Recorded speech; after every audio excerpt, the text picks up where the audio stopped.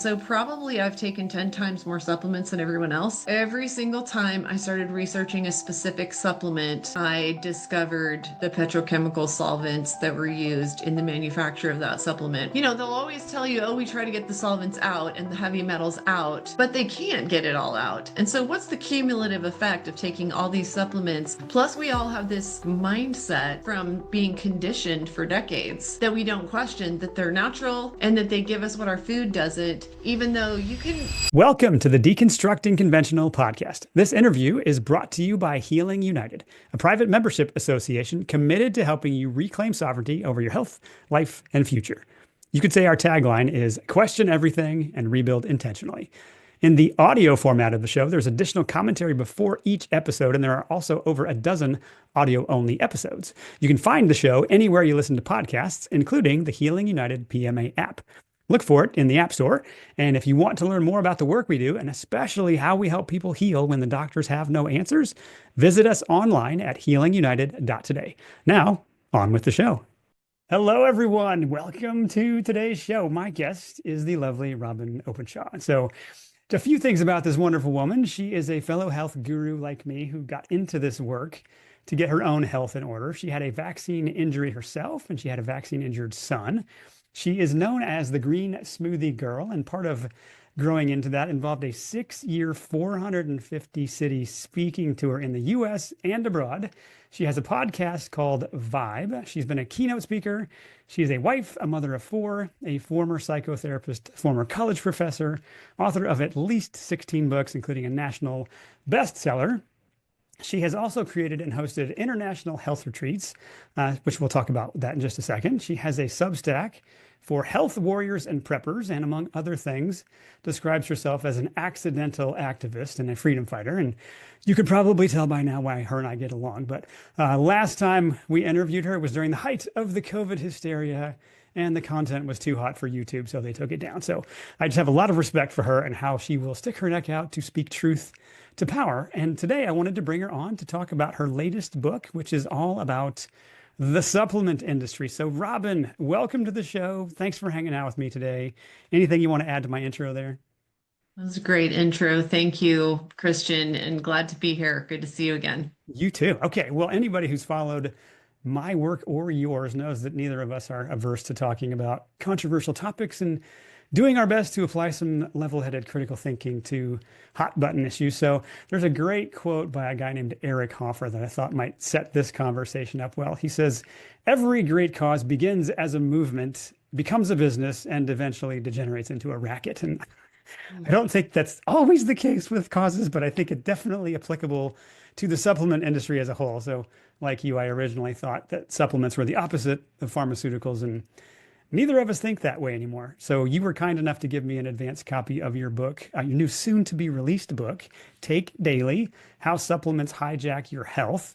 So it's a provocative title, but I think the book delivers. You did a great job, and I think it's a much-needed expose and example of critical thinking that I haven't seen applied to the supplement industry yet. So if you would, let's start off, I guess, with the story of the new therapy that you experienced at a health retreat in Switzerland back in the summer of 2024. And my understanding is that that experience was kind of the impetus for starting to question supplements, and it eventually led to your new book. So tell us that story.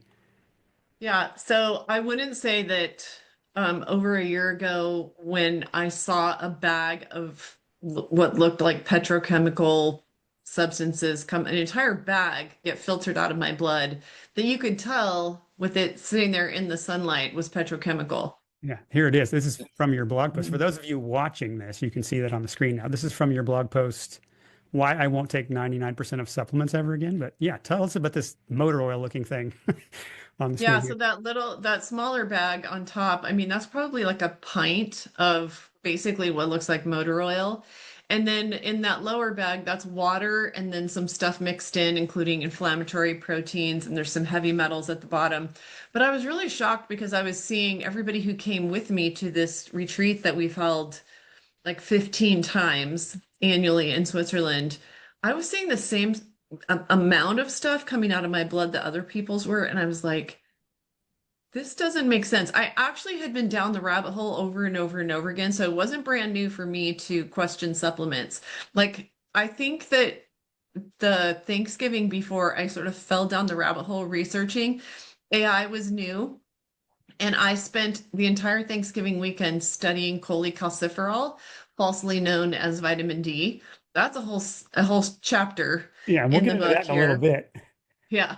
I mean, we have to be careful not to completely fall down the rabbit hole on just vitamin D or what, the supplement is cholecalciferol, which is a byproduct of the sheep wool industry. And so, I had taken quite a bit of time. I'd taken days looking at ascorbic acid, falsely called vitamin C.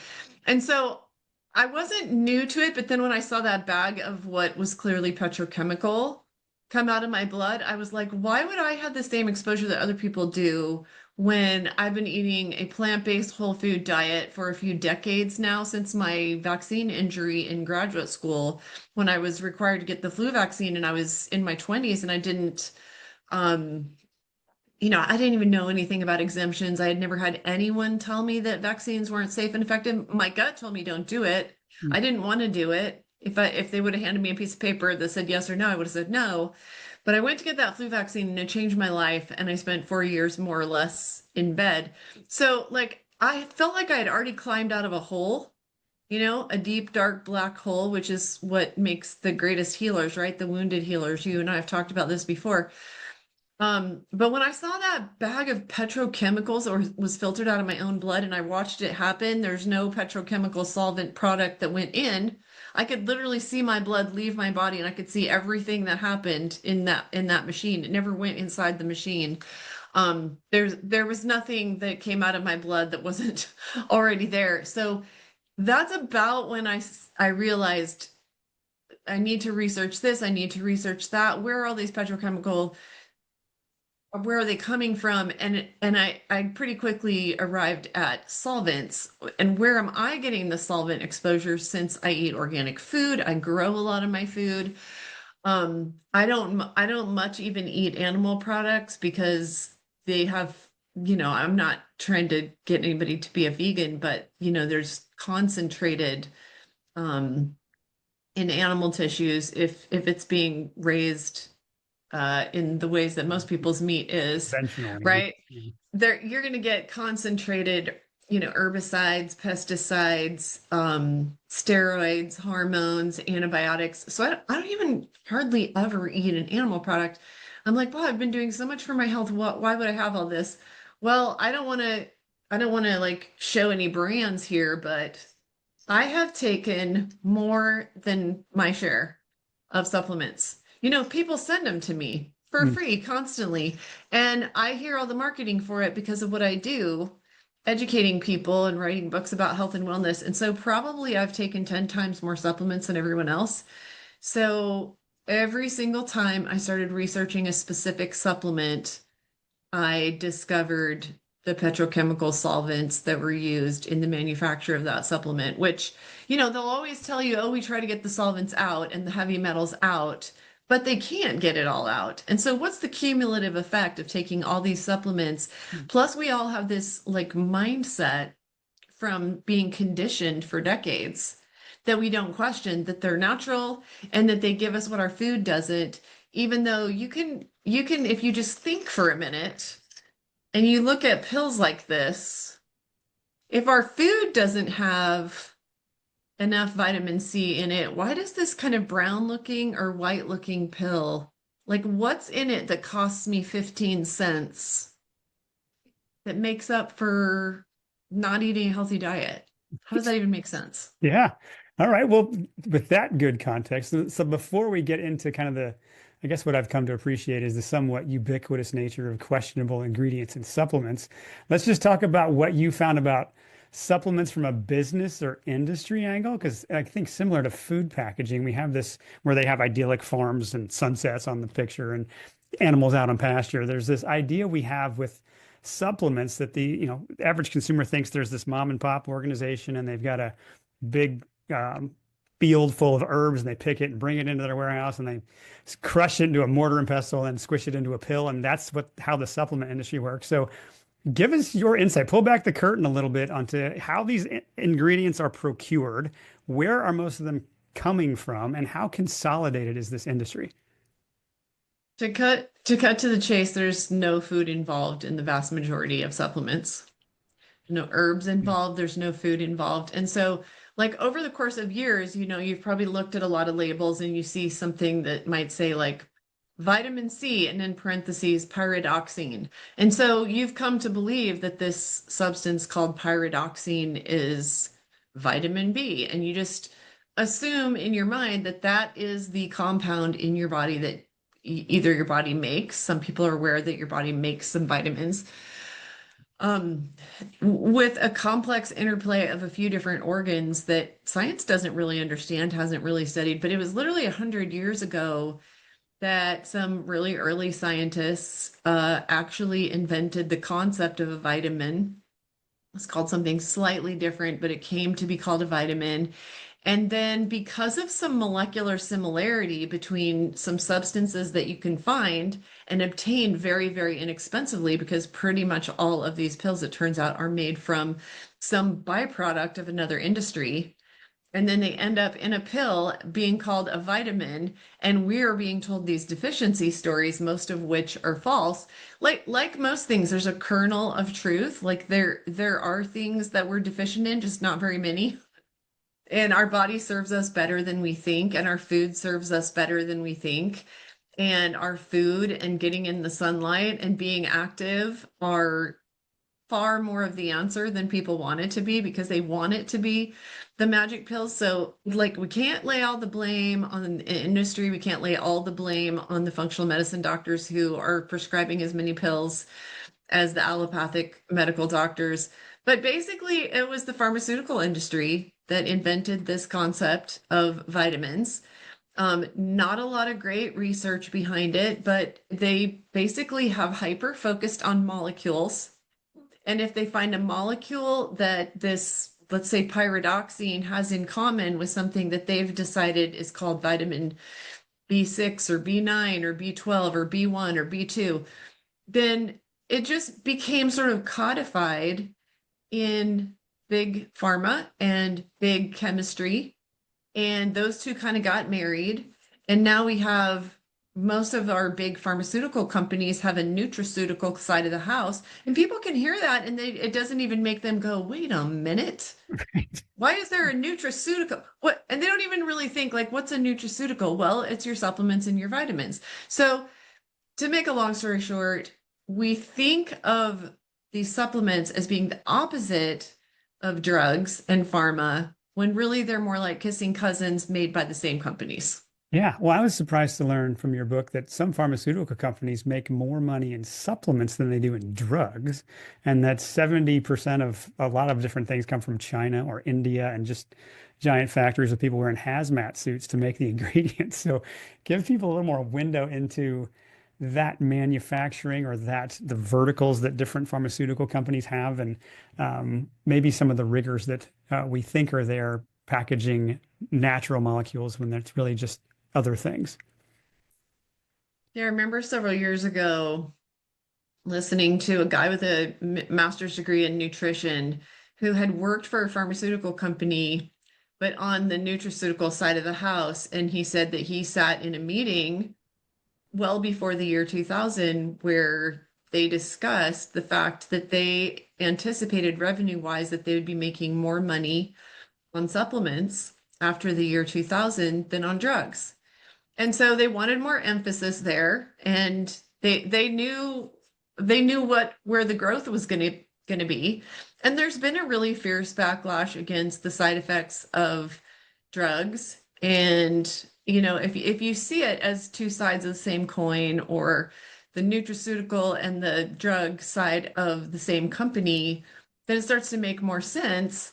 There's now so much overlap. For instance, like I feel like drugs are getting such a bad rap that they're starting to call a lot of drugs peptides, Hmm. because peptides are basically, it's like protein. Like, what isn't a protein and what isn't a peptide? And so it's this meaningless word, and they know that the public doesn't know what it is and how ubiquitous it is, and how most of the body is made up of compounds that could be called peptides or that could be called proteins. And so they've just managed to pull a lot of nonsense over on us by I mean, we could go sideways on the whole protein or obsession with macronutrients, and we could talk about how just about everything is protein. And so you could take some garbage throwaway product of some food industry and multi-purpose it and get more profit out of the same industry, such as the dairy industry. That's how whey protein came to be. And then once they could make bags of whey protein was something they used to throw away because the only thing they could think of to say about it that's good is, well, it's protein. So in order to keep supporting that fiction, we got to like overemphasize protein and act to everyone out there in the consumer world like protein is better than fats and carbohydrates and that they're all super different. Not let's not let them focus on the fact that there's proteins, fats, and carbohydrates in every single food. Yeah. And let's just focus on those ratios and get the dietitians and the nutritionists talking about that and all the influencers and all the doctors and get everybody obsessed with proteins, fats, and carbs. We need all three. So I probably went aside from what you originally asked me, but No, you're doing yeah. fine. There's so much to cover, even just scripting out, kind of mapping out what to talk about. It's like, man, there's just we could talk for hours. So I'll see if I can Oh, keep I most of know. us It on was point. it was the fact that the vast majority are produced in China and India. So a good example would be ascorbic acid. So this was one of the earliest vitamins. Okay, those of you who are listening and not watching, I'm making quote marks in the air with vitamins. One of the earliest vitamins discovered is that everybody listening to this thinks that ascorbic acid is vitamin C. Well, any of you can go use any AI tool and ask it, you have to ask it good questions, but what are all the different components of vitamin C? And you will find that ascorbic acid is one of a whole bunch of different compounds. So saying that ascorbic acid, which is literally made from the byproducts of genetically modified corn made into cornstarch or corn syrup, you take those byproducts and you make ascorbic acid. Saying that that ascorbic acid is vitamin C is kind of like saying that the chaff of wheat, which people who read the Bible get this one Understand really chef, quickly, right? saying that chaff is bread, or even that chaff is wheat, or that chaff is food. Yeah, Okay, that's a very, very good metaphor for trying to call ascorbic acid vitamin C. yeah. And you should all prove this to yourselves. You should all go research this. I mean, there's a chapter in the book here. Here's my co-author from the UK. I don't know how well you can see this, but he's the only headmaster in the UK. There's 4,500 of them, 30-year headmaster who stood up to vaccine mandates Wow. in the UK. And so he's no longer a headmaster. And so, he worked with me on this book and I brought him in because it was really great to have somebody who wasn't way down the rabbit hole like I was, but he cares about transparency, he cares about consumer health advocacy. He hasn't had to get his health back. He just eats healthy food and he's fit and he's never taken supplements. So I took 10,000 supplements probably over the course of decades, and Uh-huh. he took like zero. So he knew nothing about supplements, but I would tell him things like, okay, ascorbic acid isn't really vitamin C, so go learn that because he was a good researcher and he'd already written several books of his own. And I was like, and go learn how and my figures might not be exactly right, but go learn where ascorbic acid is made. Like I want to say 90% of it is made in Chinese manufacturing plants.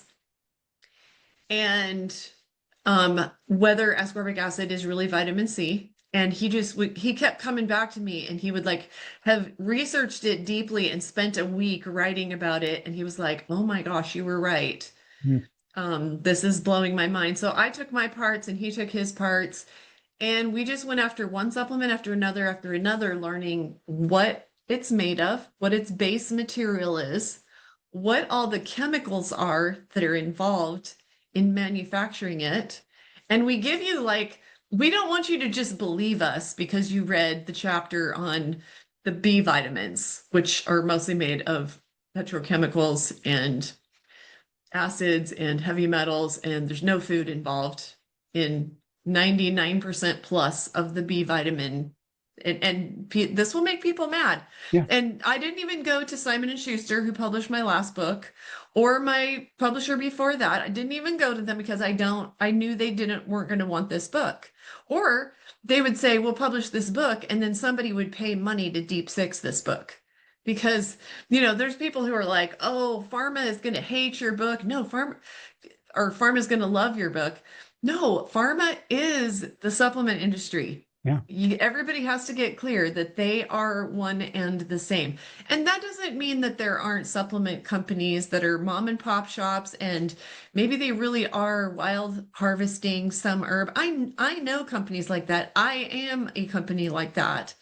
I only have a couple of supplements because the vast majority of them are just dipping into the supply chains to answer your question, buying the same product from mostly Indian and Chinese manufacturing companies that are selling literally billions of dollars a year worth of, just think of them as big, wide rivers of supply. And thousands of brands are dipping into that river and taking that preserved last years in the supply chain, isn't going to separate out if it's a liquid. It's all chemicals that achieve those things. Even if you find yourself a supplement that's made of all food, and I know of a brand that seems to be all food, you're still taking it like 2 years after that plant was harvested. It's been, even in the best of conditions, dried, bottled, shipped.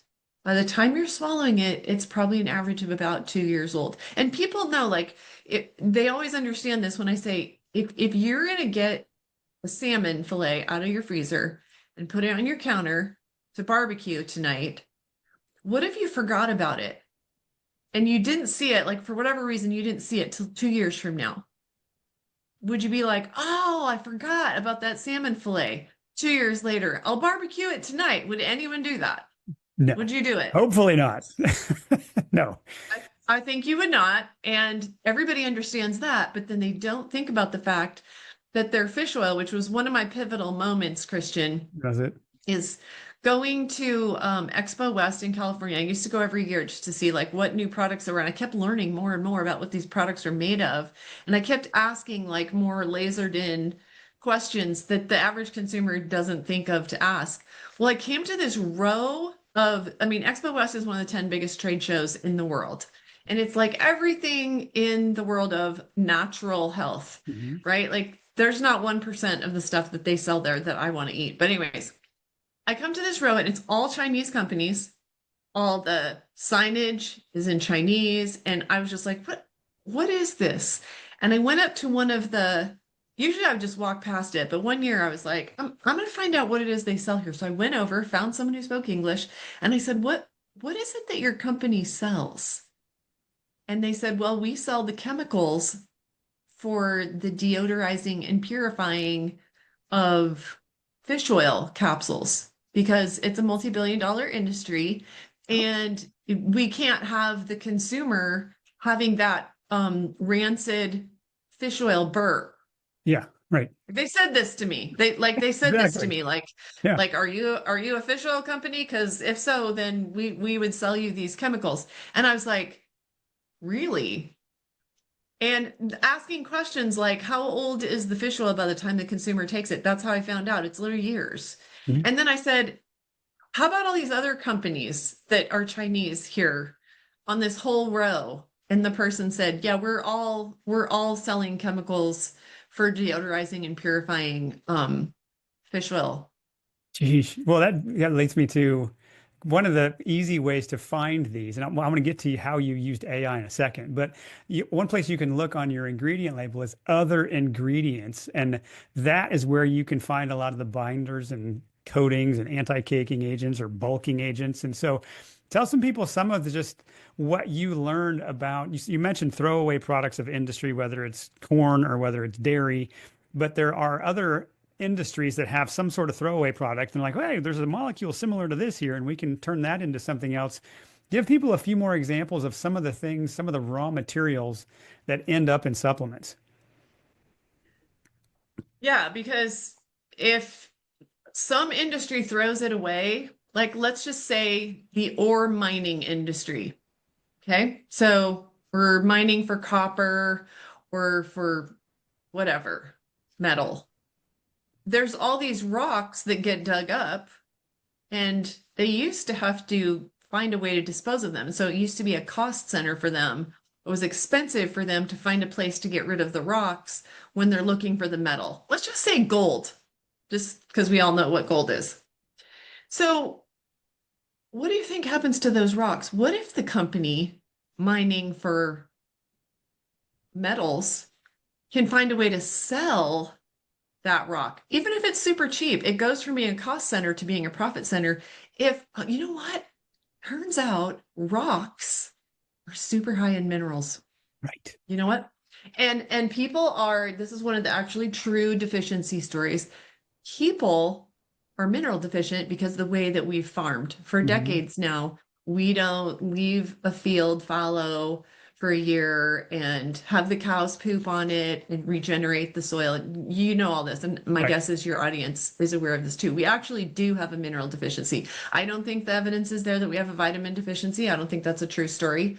Um, Most of the whole vitamin D deficiency story, we can talk about how that fraud starts with the lab test, but we'll set that aside. We'll get there. Okay, so rocks, turns out, are super high in minerals, and people are deficient in minerals. So what if we just gave or sold for cheap the rocks, like limestone, that we dig up from ore mining to the supplement manufacturers or big chem, because they're all in contracts with each other, right? Like, where's the head of the beast? Kind of hard to figure out. It'll take you a while to figure it out if you care enough.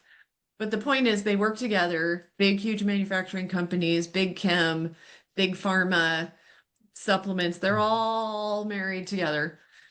And if you grind up rocks, that's where your cost is. Your cost isn't in acquisition of the actual product. The rocks are really, really, as it turns out, cheap to come by because limestone is being dug up in quarries every day. But you do have to grind it up, and that's where your cost is. And then you can sell it to the consumer for 40 bucks a bottle. And they feel like they are filling a nutritional deficiency because rocks are actually really high in minerals. Unfortunately, the way God made us, our Eat bodies don't really rocks. recognize rocks Right. as food. So we Yeah. don't really digest or assimilate or eliminate rocks very well. Yeah. Yeah. One of some of the things you pointed out in your book were things like rocks and chalk and seashells, or even they scrape the bottom of a lake bed after they drain it and they just package that into a pill. You also had other things that surprised me, like fertilizer industry, the sand and glass industry. Even you mentioned duck feathers earlier, but human hair and sawdust. All of these things are different ways that they package into the. Often these are where they show up. It's not the minerals that they're trying to give you, but it's the other packaging agents or what they make the capsules out of. And so we're hopefully taking a little bit of nutrition. At the same time, we're probably taking a little bit of something that our body has to process. So anything else in the questionable ingredient area that you want to put on the table just so people are aware of it? I mean, there's so many things. Like once somebody did this successfully, and I gave you for an example of how the protein in a bag industry was born, was the dairy industry going, how Mhm. can we get more money out of our process here?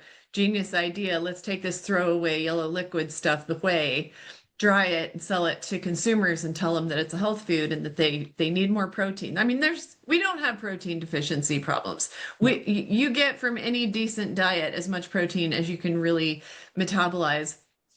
Um, but the bagged proteins that you can measure with a scoop, people love that kind of stuff. They can quantify it and they can count the grams, Yep. and doctors love it. They tell people how many grams to get, and then they sell them their protein, their bagged protein, the bars. We know exactly how many grams we can get. People like to feel like they have control over their diet. So it kind of hits on a lot of different levels. But yeah, like the wood pulp or the sawdust, to find out that this was a base material, sometimes a filler too. But you know what? They just call it something else. Like I think it's hypromellocellulose. Mm. Okay, if you see cellulose, Yeah. guys, look it up. You've got AI now. And you go check it in three different AI programs, just scanning the internet. This information is out there, but you have to ask sophisticated questions, which we just got better and better. And the industry will eventually shut this information down, which is why I had Mike come in and we just went hard and we both spent hundreds of hours and wrote this book because AI hadn't yet been gatekeeping for the industry. We watched it happen. I watched it happen with GreenSmoothieGirl, my website. People used to find my content if it was the best content out there on a topic. And we watched 2007, 2008, 2009, we watched Google eliminate You us. mean 17, 18, 19? Is that what you mean? Or was it?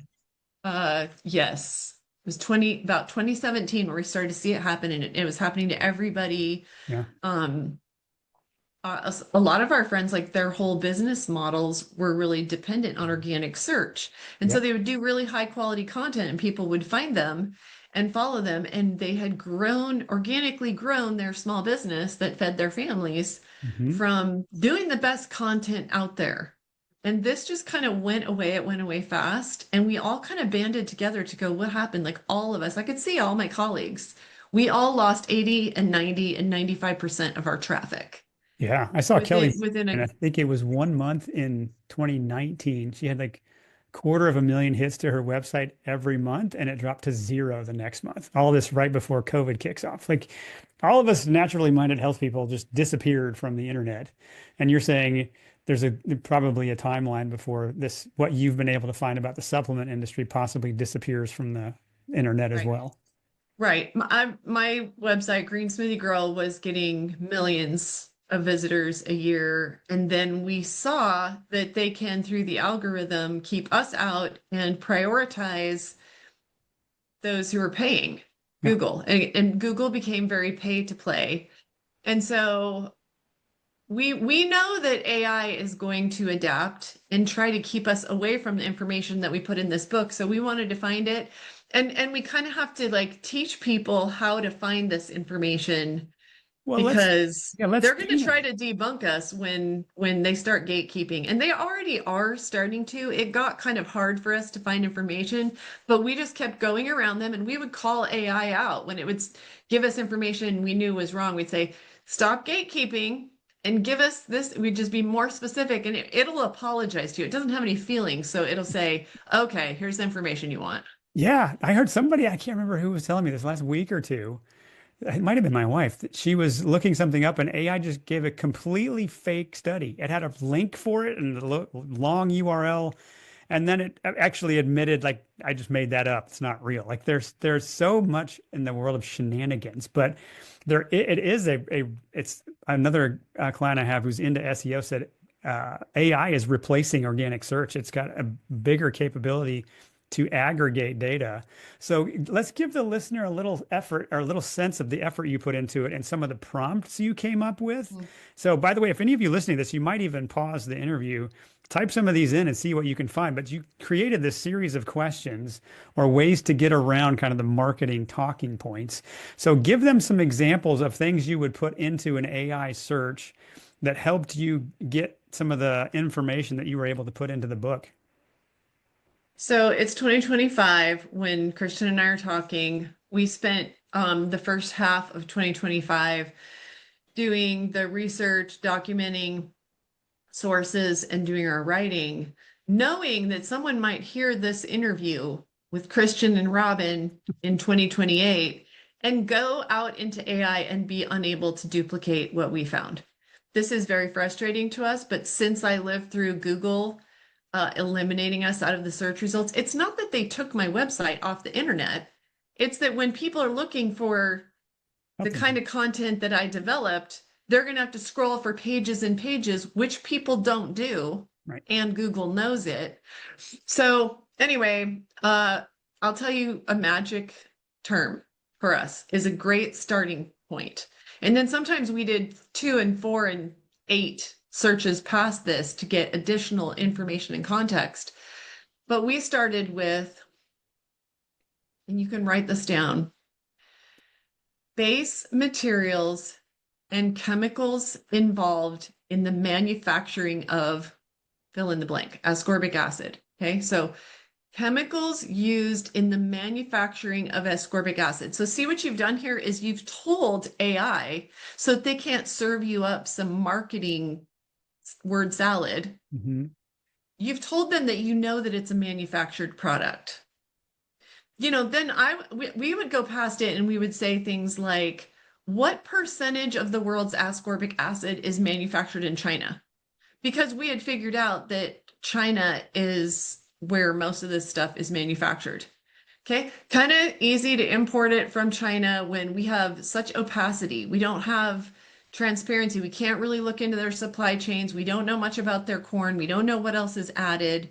And it gets imported into the US and it's super cheap because their labor really, like they have cheaper labor. We can't even compete with it. You can't hire someone for minimum wage for what Chinese workers will work for far less. And so that's neither here nor there, but all these things are contributing Hmm. for why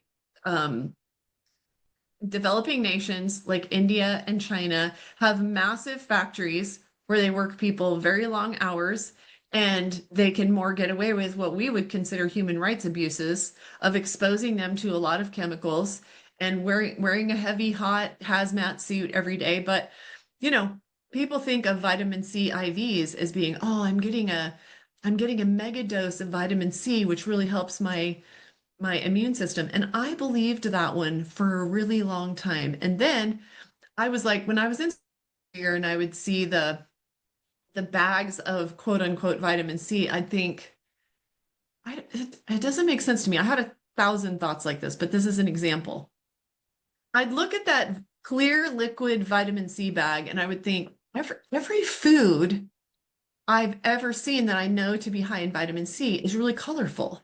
It's yellow, orange, red, Right. right? I mean, oranges and red bell peppers. And I'm like, why is this bag of vitamin C a clear liquid? And it's always a clear liquid. I don't care whether it's glutathione or B vitamins or whatever. It's some kind of very synthetic looking clear liquid that will go through the little tube and then will go through the catheter and into your veins. What is it? So I started researching it, and ascorbic acid, the liquid form, if it went directly into your veins, it would burn so fast that you would start screaming and you would rip that needle out, or you would get the nurse to come take it out. And so it's actually this very chemicalized ascorbic acid made in mostly China and 50% buffered with something to pH balance it that's very alkaline called sodium ascorbate. So you're not getting vitamin C in a bag. You are getting a pharmaceutical product made by a pharmaceutical company that is half sodium ascorbate to buffer how acidic the ascorbic acid is.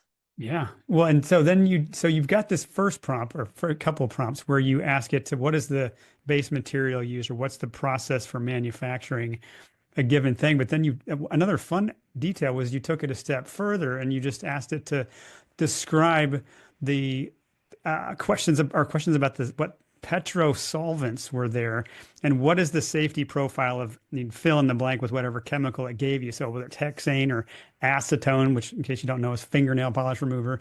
These are the kind of petrochemical solvents that are in a part of breaking apart these molecules. And so you told it to search for a safety profile. And so tell people a little bit about that and the material safety and data sheets they can get. Yeah, material safety and data sheet. So MSDS. Just ask it for MSDS on acetone. Okay, you mentioned that as one of the petrochemical solvents that is also sold as fingernail polish remover. It's such a strong acid that it will literally take your fingernail polish off. Now, would you like to drink? Would you like to have a drink of acetone? No. No? No, there was, yeah, this is a side note, but there was a guy, my son was just researching this for his debate about GMOs, but some Monsanto shill was so, his job was to convince people that glyphosate was harmless. And so the interviewer asked him on camera if he would drink some of it because it was so safe. Because he had said, I'd drink a cup of it. He's like, actually, we have some here. And the guy who left the interview wouldn't keep going because it's something like that. It's the acetone, it's the glyphosate, it's the chemical that nobody would ever touch that is part of how these products come together. And they tell you that we did our best to get it all out in just we just have to go with blind trust to believe they're doing it. And And they do. They have their, you know, chemical paper towels to try to get the solvents and the heavy metals out. And as you know, Christian, I've been sued for $60 million by a company who is really mad that I'm talking about the fact that their product, which coats our food, mhm, has heavy metals and solvents in it because they want to pretend like it's all taken out, except that it's not. right. And so I asked you, would you like a glass of acetone? Would you like a glass of nail polish remover? And you laughed and said no. How about a half of a thimbleful? Would you like that much? There's no amount I would like to ingest of, So no. right. So No. no to the okay, so here's what FDA does because they got steamrolled and then the truck backed up over the FDA and Environmental Working Group estimates there's somewhere north of 1,000 chemicals that got into our food without the FDA and the public even being notified.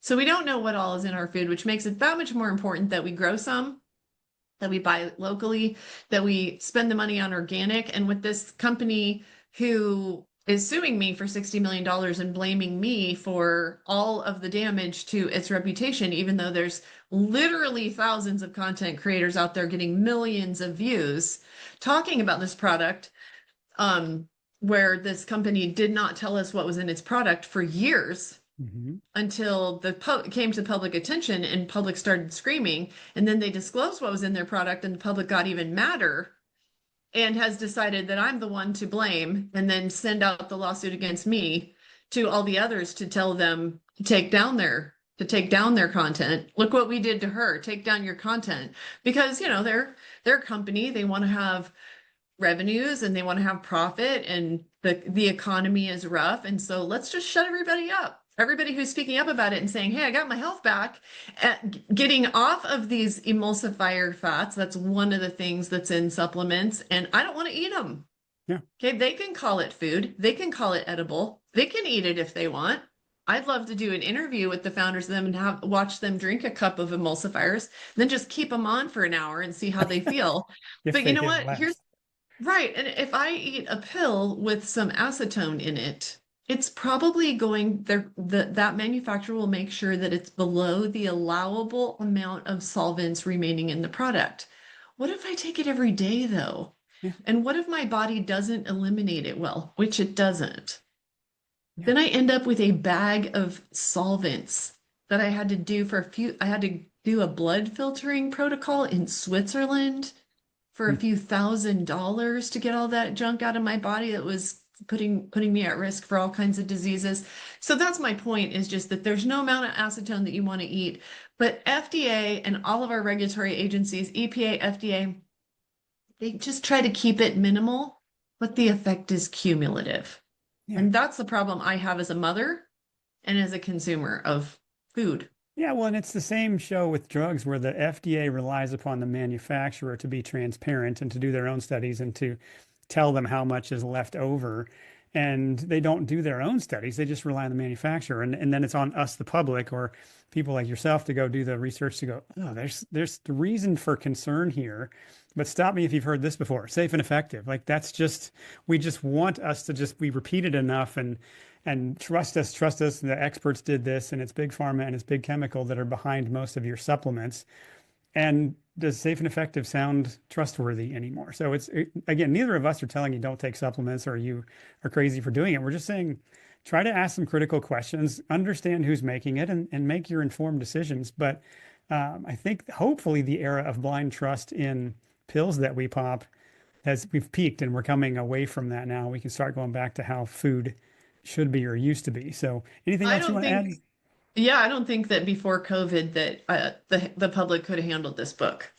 I Yeah. don't think that there would be the demand for it or the willingness to suspend your belief that these supplements are all natural and filling in for nutritional gaps. The public is ready for this because they got lied to so egregiously Mhm. in the last 6 years with the safe and effective story that now they're willing to listen. Well, is that ascorbic acid actually vitamin C? Is it do I need a mega dose? Can my body even Process that. process Right. or use a megadose? How, if so, why isn't that in our food? Why did God leave us short?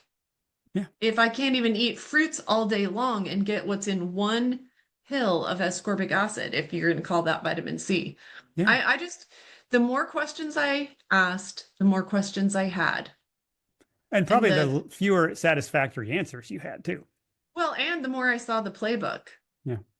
and how you had a quote, and I heard you say it at the very beginning of how it starts as a movement, becomes an industry, and then you can't get rid of it. Like that's why this company, this $60 million company, or not $60 million company, but they're suing me for $60 million. That's why I won't bow to them.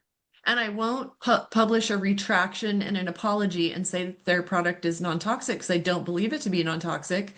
I think that there's heavy metals and solvents in small amounts, but that it's cumulative. So I won't make their statement and I won't do the things that they're doing. They also think that somebody out there is paying us or organizing us, and they accuse me of being the one to organize it. And I'm like, we are consumers. We Yeah. are moms. Right. We are dads.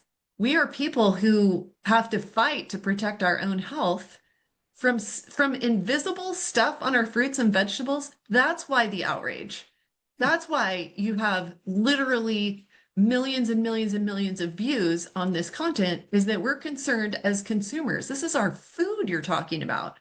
Yeah. It's life sustaining. We're not out to get you. There's no malice, which they have in their lawsuit, malice and every euphemism in the thesaurus for malice is what I'm guilty of. Uh no, I just don't want invisible stuff on my food. I'm already having to fight with glyphosate. And so I won't go out there and say this is non-toxic. I retract everything I've said about it. It's edible. It's perfectly legitimate. I won't do it because that's how glyphosate got in the door. And once it becomes a $1 billion industry, and that's part of the playbook that I see over and over again, is when it becomes a $1 billion industry, it's going to take an act of God or an act of Congress to get rid of it. Yeah. Well, and that's part of what I admire about you is just the backbone to stand up and say somebody's got to fight this. And you have taken your more than your share of arrows. I know other parts of your story we don't have time for, but yeah, the amount of flack you've gotten for asking the inconvenient questions is high. And just from the rest of us, thank you for doing that. And sorry you have another lawsuit to slug out here, but you're doing God's work and we appreciate it. So, all right, well, let's talk a little bit. We don't have time to get into all the different chapters and categories of supplements. We kind of hinted at some of them, but let's zoom in on a few of more of the popular supplements or categories. And the first one I wanted to hit is multivitamins. So let me see if I can kind of tee you up for this one. So I remember umpteen years ago in one of my nutrition courses, I had to memorize every vitamin and mineral and amino acid and fatty acid and what all of them do. And then there was this pesky problem of cofactors. There's this reality that there's no maverick nutrient that does everything by itself, and all you need is just supply that. They all need each other in order to function.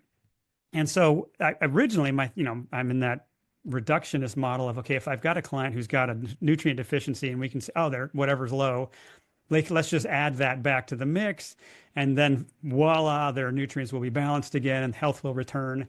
And as I started looking at, oh, wait, vitamin D needs vitamin A, and there's calcium at play, and then there's cofactors with each of the other ones that spin off of that. And eventually, the brass tacks of how in the world do I help this person? I had to step back and be like, so we need all of them, and they all need each other. So how in the world am I supposed to play nutrient whack-a-mole as a health coach, helping people with their diets? And so my thought was, okay, how do I just get somebody all of them? And the first thing I came to was like, I need a good food-based multivitamin.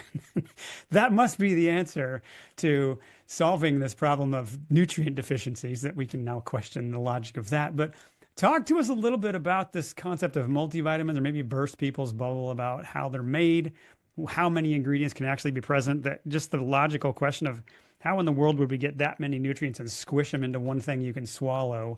And maybe we can even touch on the natural versus synthetic, but rant for us a little bit, or just pull back the curtain on multivitamins as a concept. Well, it's funny that you should bring that up because what came to mind when you asked that question is something that I didn't even make it into the book. But I've been questioning the supplement story since I was young, but I didn't have the tools. Yeah. And AI really made it so that I could just ask super ninja questions and get right to the source. And it'll write you a research paper with references in 60 seconds on so many topics. And I was like, I'm going to go hard. I'm going to learn everything that I've always wondered because my mother was a Shackley distributor. I do talk about this in the book.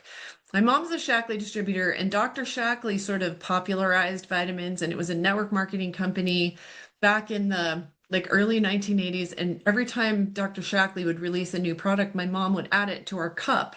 So I'm the oldest of 8 children, and so we would have this cup at our place at the breakfast table, and it just kept getting bigger and bigger. And I remember like Dr. Shackley came out with alfalfa tabs, and my mom became convinced that you just needed lots of alfalfa tabs, and so she added like, and they're really cheap, and it was probably the most valuable thing, honestly, that the Shackley Corporation made was the horse food that is dried alfalfa that grows, 20,000 acres at a time and is like the simplest food. And it's like all that horses eat. And it was probably like the most valuable thing my mom fed us. But I one time I stuck them in my pocket because it took so long to take them. Like I could eat my breakfast faster than I could take all the Shackley vitamins that my mom gave me because she bought in hard on all the nutritional deficiency stories. And I got to first period, and it's the 1980s, so we wore tight jeans, and I had all these pills in my pocket, and I was like, oh shoot, I meant to take these later, but I had to run for the bus. So I took them out and I put them in my desk, forgot all about it. I'm in sixth period, end of the day, and two cops walk in and they're like, is there a Robyn Openshaw here? And I was like, what in the what? Like, I was like the good little straight A girl that never got in trouble. So they took me to the office and they showed, because I had no idea what they were even, and they showed me this pile of pills, all these different colored pills. And I remember that what I should have been thinking is, oh my gosh, I'm getting busted for drugs.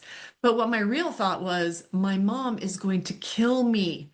This cannot get back to my mom that I didn't take all these Shackley vitamins. So then fast forward, I'm a young adult. I have 3 little kids, and another network marketing company in Utah, which is where I raised my children and went to college and grad school. They came out, they bought this technology that could scan your skin and tell you the level of carotenoid antioxidants in your skin. And it took like 2 minutes, and I would go to like trade shows and I would go to chiropractors' offices where people made appointments. And I have scanned hundreds and hundreds of people in a day. And I loved it because when someone's scan was high for carotenoid antioxidants, which is a pretty good indicator of their overall antioxidant status, which is just nutrients at the end points of your metabolism in your skin. I mean, anybody who's like drank a lot of carrot juice knows you kind of turn a little bit orange. I'm a little bit orange because I eat a giant carrot in my breakfast every morning. That's a whole other story. But anyways, so I was testing people, and if I would get somebody who was over 50,000, I'd be like, what do you eat? And it was always like somebody who juices or eats tons and tons of fruits and vegetables. They're always super healthy looking, just compared to everybody else I scanned all day long. But the average person was about 20,000. So I was so excited about it. I went all in. I had 3 little kids, but I loved this machine. But the idea was how it monetized, which I kind of didn't care about, is you put them on the multivitamin of this company. It was called Pharmanex. It's owned by $1 billion, everybody knows this name brand network marketing company. When you put them on the multivitamins, and then they come back and scan, and they're supposed to scan higher. Here's the problem. They didn't. Huh. They didn't. So that I didn't even tell the story in the book. Like that didn't even make it into this book. I mean, it's a long enough book, right? This is as much as most people are going to want to know about their supplements. And we obviously can't get to every supplement because it's such a brilliant business model to tell somebody they're deficient with a lab, and thousands of new labs are being approved every year. Mm-hmm. There's an average of about 10 a day Jeez. human genome labs being approved. Wow. So the labs industry as a whole related but We'll get there different in a little bit too. Yep. issue. Yep. Yeah. So multivitamins, all I want to say about that is there's no way in a hardened pill that you can somehow, it's a tempting idea. Who doesn't want to think that you can take 3 plates of food from 3 meals a day and boil it down to just the good parts and take it as a pill? They are 99+% of them are synthetic, molecularly similar byproducts of industry put together in specific ratios. The people who manufacture this kind of stuff have to worry about things like shelf life, about it crumbling, it holding together well. It's capsule. What's the capsule made out of? Will vegans take it? It's just really industrial. And the short answer to your question is I don't take them. I didn't take them when I was pregnant. I was like a running joke with mothers. Even though my first baby was born in 1993, that's obviously a really long time ago. I knew that women always said if they took the prenatal multivitamin that they got constipated, and I just figured out that it was the iron because it's like the wrong compound of iron. It's not the iron that's found in food. It's like the heavy metal iron that constipates you. So I have 4 kids with like super high IQ and are doing well in life. And somehow I never ate a multivitamin. I never ate a prenatal multivitamin, and I probably saved thousands of dollars too. Yeah. I would even say on that prenatal note, just for the listener, go look up folic acid and or see what you find on that nutrient as well, so-called Read the whole nutrient. chapter on B vitamins because B vitamins are terrifying. They're Give a not a little more vitamin. context for that statement. They are made out of there's coal tar in Hmm. some of them. There's vitamin B12, which people who don't eat animals are told that they're B12 deficient. Actually, there's about as many people who eat meat who are vitamin B12 deficient, if you believe the lab, as there are plant eaters. But B12 there's a few different kinds, but one of them is methylcobalamin, and that's the one that they went to when what's the one? Cyanocobalamin. Cyanocobalamin was the predominant one. Thank you. And people don't think about it. They just think, oh, cyanocobalamin, that's vitamin B12. Well, cyano is that it's made from cyanide, the chemical one, Hmm. and cobalt from cobalt. It's made from cyanide and cobalt. You must have read my book. Thank you.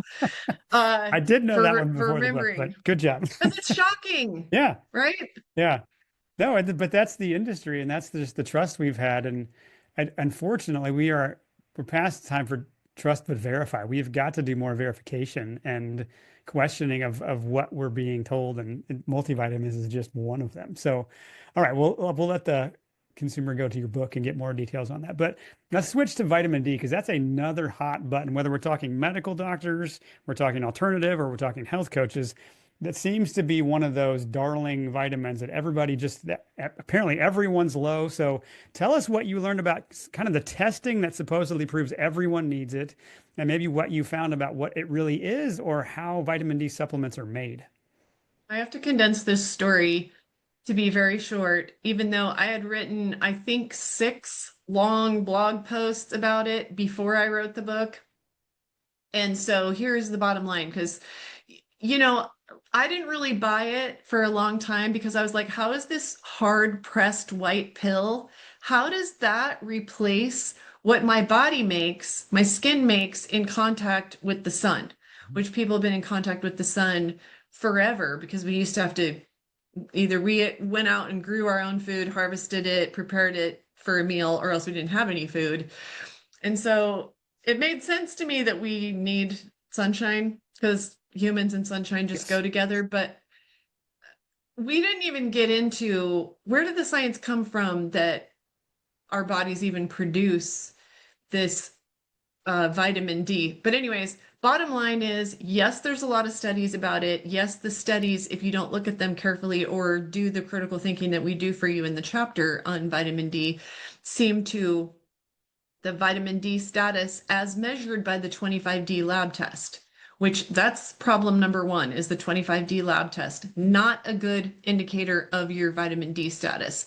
Also, vitamin D isn't a vitamin. It's a corticosteroid hormone.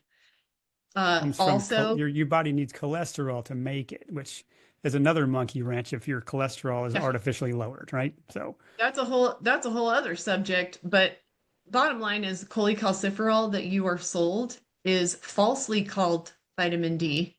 It does have 2 molecules, that are part of the whole matrix that you referred to before when you referred to cofactors, and they all work together synergistically, and science really doesn't understand it as well as we wish that they did. Hmm. And so basically cholecalciferol, which is made from usually from the grease from sheep's wool, although they make a vegan kind that is lab grown industrial algae, okay, grown in some of these labs where cholecalciferol is made. You can get the same molecular compound. But when people are low in this 25D, it does correlate to poorer health. And when people are high in it, it does correlate to good health. And so that really throws people off a lot because people don't understand the difference between correlation and causation. But bottom line is we should have more than just the one lab test at 25D, but it's cheap and it's easy to do and it's what your doctor understands. And it makes 85% of us deficient. I started questioning it many years ago when I had been optimal. I was high. I was like, you don't need to take anything. I was the 15%. And then on my way out the door, my once that I went to once a year hormone nurse practitioner who sold vitamin D, quote unquote vitamin D, that's really cholecalciferol, and she also sold the rancid fish oil. On my way out the door, she said, "Here, you should get some vitamin D." And I said, "Well, you just told me that I was in the optimal range." And she said to me, wait for it, "Couldn't hurt." Or So could it? Yeah.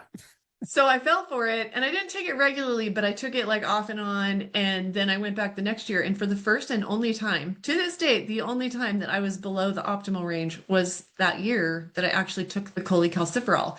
So I can't really prove because nobody's trying to prove this. Nobody's doing the research studies that if you take cholecalciferol, there's really no evidence that it makes your vitamin D levels go up. Plus, it's only two molecules of a compound that, depending on who you're listening to, there's lots of different sources. I'm not going to try to pretend that I'm authoritative on this, is at least 16 or 18 molecules. It may be as many as 80. But that's not what's in the cholecalciferol. The cholecalciferol has a Venn diagram overlap of two molecules, I believe, is all, with what in the body is called vitamin D. So everybody is very committed to the idea that I'm vitamin D deficient. I have been told this hundreds and hundreds of times, but I'm vitamin D deficient. Well, that's what your practitioner told you by doing the 25D lab test.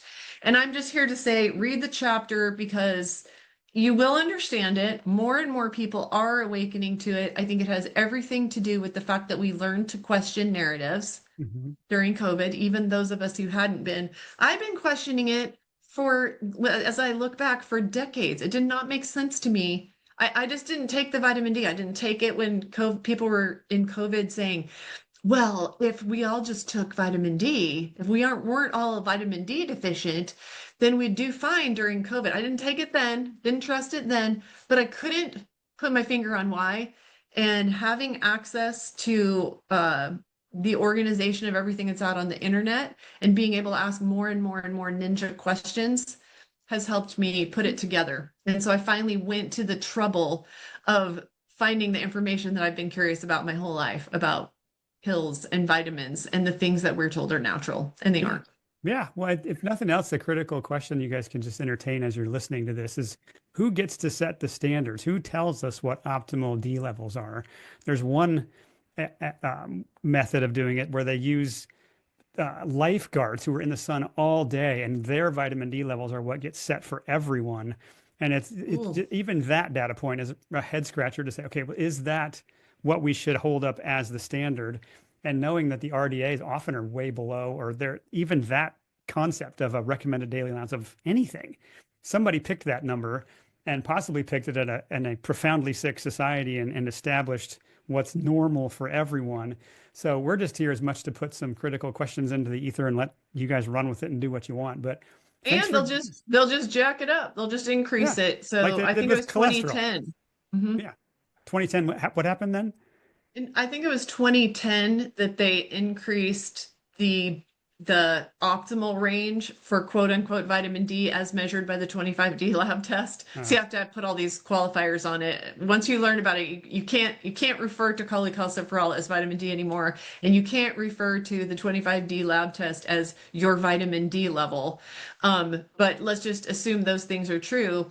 They got increased by 50% in 2020, which meant that there was just like that much bigger of a majority of us who were quote yeah. unquote deficient. Yeah, same way they lower the cholesterol number that supposedly is optimal and just opens up a whole new market of people that now need to have their cholesterol lowered.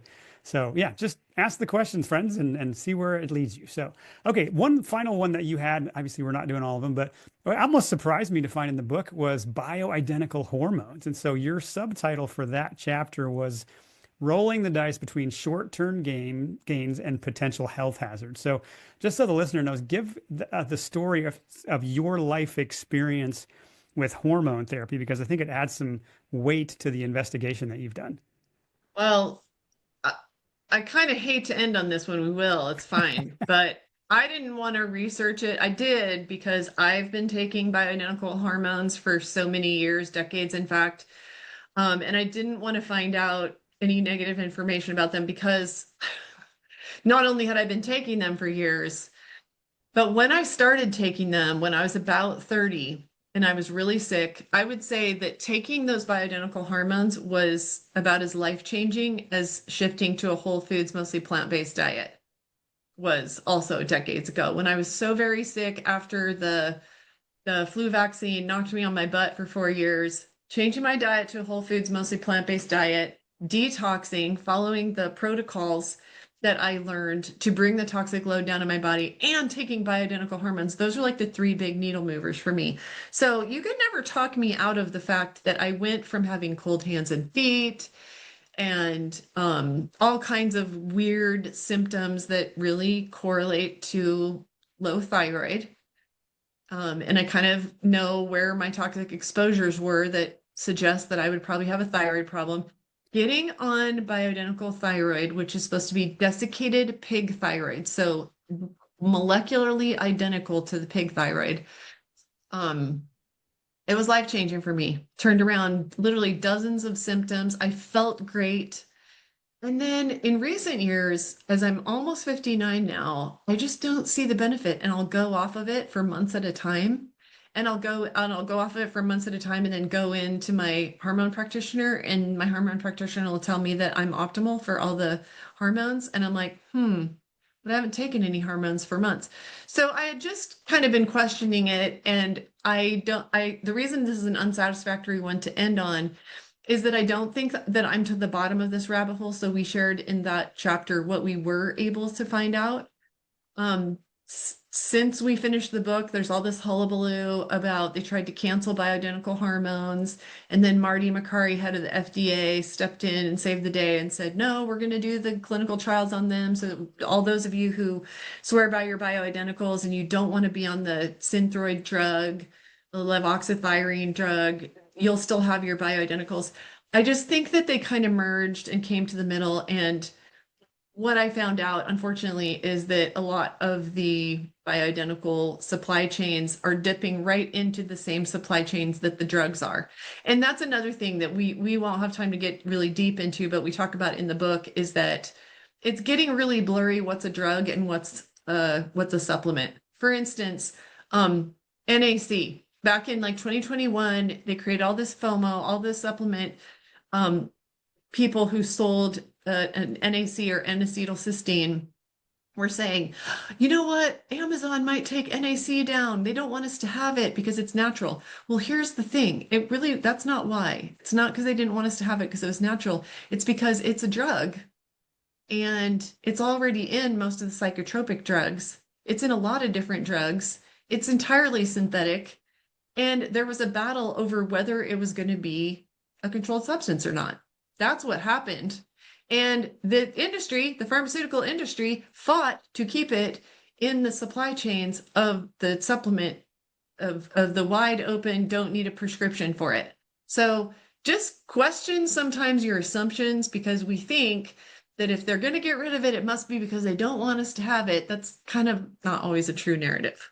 Yeah, well, and there are risks with ingesting anything. And so again, we're not telling you what to take or not take. We're just trying to give you some intellectual pegs to hang some questions on and say, I wonder if this is is the chemical imbalance narrative that we got fed through psychiatry, does it have overlap with the hormone imbalance narrative we're given Yeah. through the realm of hormones? And that is they're questions worth asking. Where is it marketing, and where am I just maybe masking a problem rather than correcting one?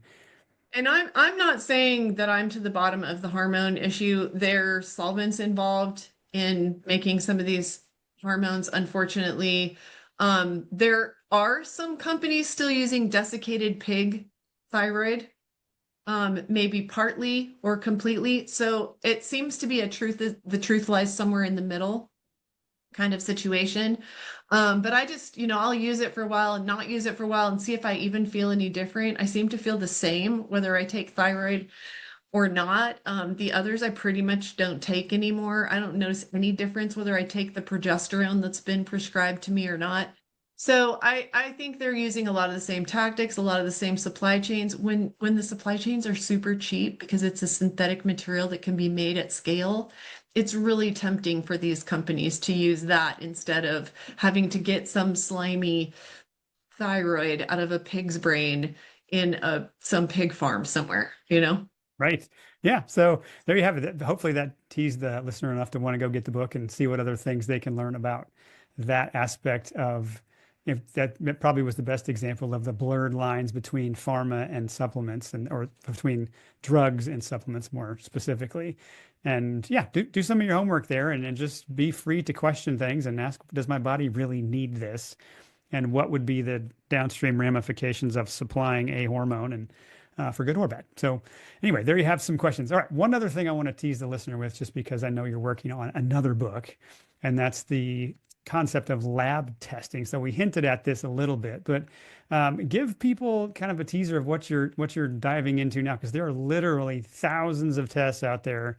And there's this fun mantra doctors use now: test, don't guess. And I kind of roll my eyes at, like, as if I ran the test, so therefore I know everything, and there's no mystery left. And one client, whose her poor husband had 86 pages of lab tests they sent over, and it's like Greek and Latin and numerical gobbledygook. And you're like, how is anyone supposed to make wisdom out of this much math and think that we have a practical path to someone's health? Where to me it seems more just like here's another revenue stream designed with the Yep. intent of selling you something. So tell us what you're learning about that industry. Yeah, I mean, I went for my labs this last year and I went to LabCorp because I didn't want to drive 40 minutes to the nurse practitioner's. He has his own compounding pharmacy, and I didn't want to go there and get the blood draw. So I went to LabCorp and they wanted to charge me $2,600 for the labs. And I just started laughing. I was like, no, I'm a healthy person with no health complaints. I'm not going to pay $2,600 for labs. Like that's most people's monthly salary, you Mhm. know? So I walked out and I just contacted and I'm still getting to the bottom of how and if the practitioner gets compensated. Like if they think you have money, like, is there a kickback?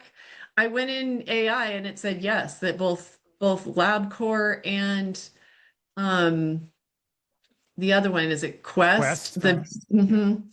That they both have had settlements of many millions of dollars for giving kickbacks to doctors. So I don't know how it works. I don't want to accuse anybody specifically. All I know is that I told my nurse practitioner, I was like, I'll just not see you anymore rather than get $2,600 for the labs I don't want. So I started writing a book on labs and I got 40 pages in and I quit writing it because I felt like it was becoming a reference manual that nobody would read. Mm. And also, I didn't really have the confidence that I could decide. I was the authority who could decide which labs are valid and which are less valid, and it's probably a continuum. But I mean, we know, like you were talking about how what we thought we knew 20 years ago about cholesterol turned out to be completely wrong. Yep. More and more people are waking up to the vitamin D hoax. There's a lot like that. We know that like 1 in 7 adults in the Western nations are on statin drugs, which don't prevent any cardiovascular disease. Like I could bring a lab number down, and people will do anything to bring a lab number down or up because their doctor told them to. And they think that this means that they're healthy or not. And I just want to plant the seed of do some critical thinking and some research. Right now, you can. Yeah. You can do that research and learn more. Yeah. I don't remember where I heard you mention this, if it was in a blog post or a podcast or whatever, but you mentioned you did 3 different food sensitivity tests. So tell people about that experience. Yeah, just over the course of several years, and I don't even remember why I did them because I don't really have food sensitivities, but I did one in Switzerland and one my hormone practitioner had me do or whatever, and all three showed that I was sensitive to completely different foods. And one of them I was like, I swear those are all the foods that I ate in the last 24 hours, which it turns out that may be what it actually shows is the antibodies or the antigens or some substance that your body produces in reaction to being fed certain foods. So I don't really trust the food sensitivity test. They're super expensive. I remember I had my son do one that cost me over $2,000, Sheesh. and I don't really trust it. I won't even tell you the lab, very common lab company that, it was my hormone practitioner, and my son was having like acne, and I was like, how to get rid of the acne when he was a teenager. So anyway, just start questioning more things. You'd probably save a lot of money. Probably, I'm not telling people not to take their supplements. I'm not practicing medicine without a license. I'm not telling you do take this, don't take that. This book isn't about the good brands versus the bad brands. You're not going to get to the end and find out what my favorite supplement company is. I'm just saying I've had 6 or 8 people, even though the book isn't even out yet, and you're one of the people talking about it when it's on pre-release right now. Mhm. It's coming out in a couple weeks. But just from reading my blog and my social media posts over the last few years, I've had about 6 or 8 women who've said, I just quit taking all my supplements and I feel so much better. So we won't know until we have hundreds of people telling us they went off of and they're not going to go off of their supplements because I told them to. I'm just teaching you what those supplements are made out of and how to ask the right questions to figure out what's in your supplement so that you can decide if taking that supplement is right for you. I think a lot of people are going to save a lot of money.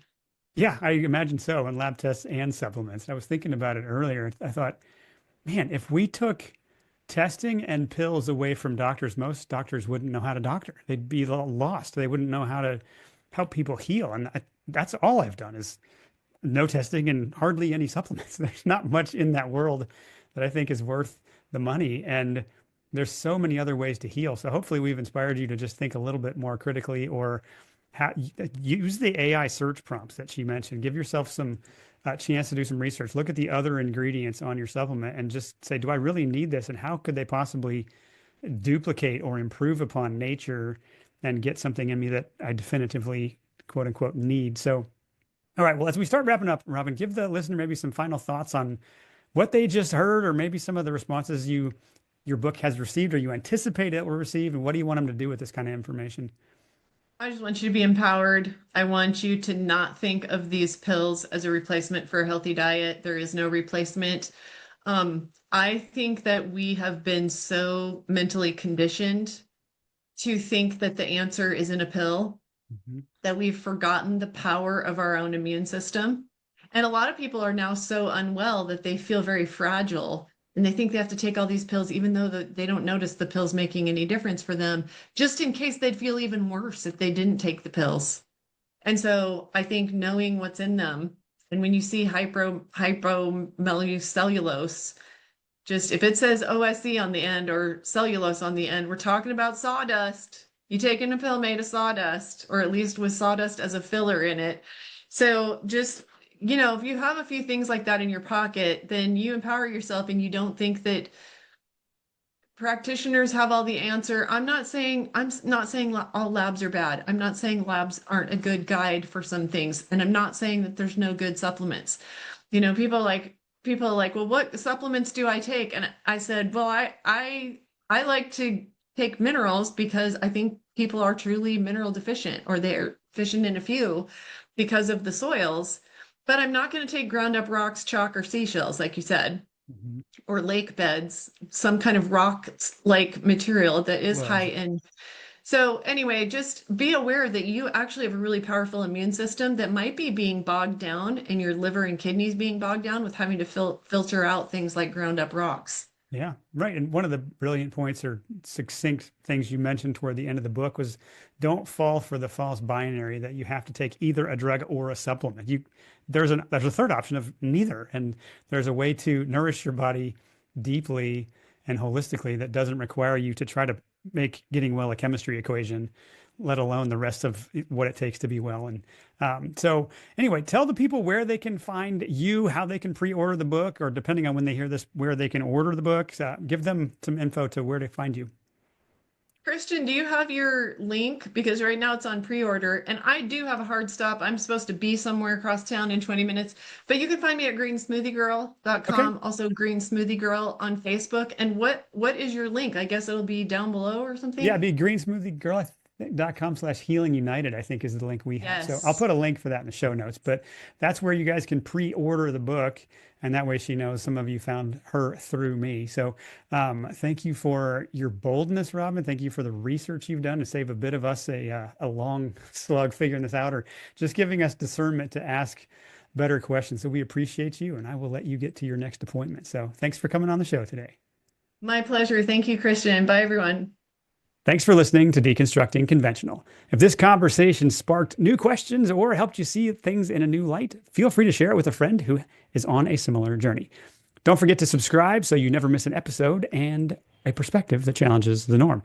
Check us out on our website at healingunited.today and find us on social media at Healing United, or you can check out the Healing United PMA app. It's a great way to stay connected. Remember, question everything and rebuild intentionally.